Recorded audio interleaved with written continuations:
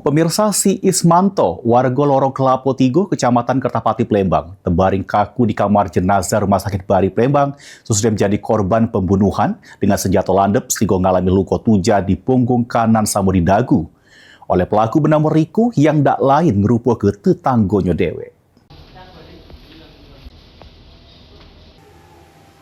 Isak tangis keluarga pecah pas selik lanang bernama si Ismanto sudah terbujur kaku terbaring di kamar jenazah Rumah Sakit Bari, Palembang pada Senin dalu. Dari informasi yang didapat, lanang tersebut merupakan warga Lorong Kelapa Tigo, Kecamatan Kertapati, Palembang, yang merupakan korban penganiayaan dengan senjata landep oleh pelaku bernama Riko Hardiansa. Oka Budiono selaku kakak korban ngatoke kalau dirinya dapat informasi sang adik kena tujah di bagian punggung kanan sama dagu oleh pelaku bernama Riko yang masih tetanggonya dewe.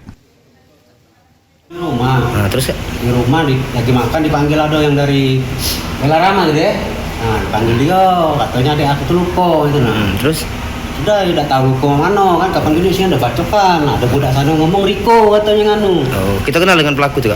Tahu deket rumah tuh lah. Tetangga gitu kayak. Tetangga. Sebelumnya pernah ada masalah enggak korban dengan tetangga nih, Kak? Hati.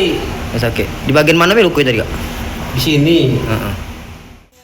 Dapat informasi tersebut, anggota Satreskrim Polrestabes Palembang bersama Polsek setempat langsung datangi kamar mayat ngecek korban. Sesudah itu langsung datangi tempat kejadian perkara.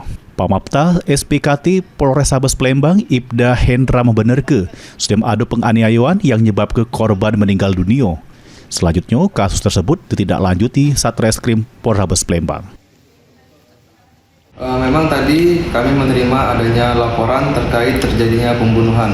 Untuk lokasinya terjadi di wilayah hukum Kertapati dan untuk korbannya satu korban yang mendapat luka tusuk di bagian punggung sebelah kanan dan di dagu bagian bawah. Untuk tindakan sendiri mungkin, Bang? Untuk tindakan selanjutnya tadi sudah dilakukan visum dan sudah dibuatkan laporan polisi, dan untuk kejadian ini ditangani lebih lanjut oleh pihak Satreskrim Polrestabes Palembang. Heru Wahyudi, PAL TV.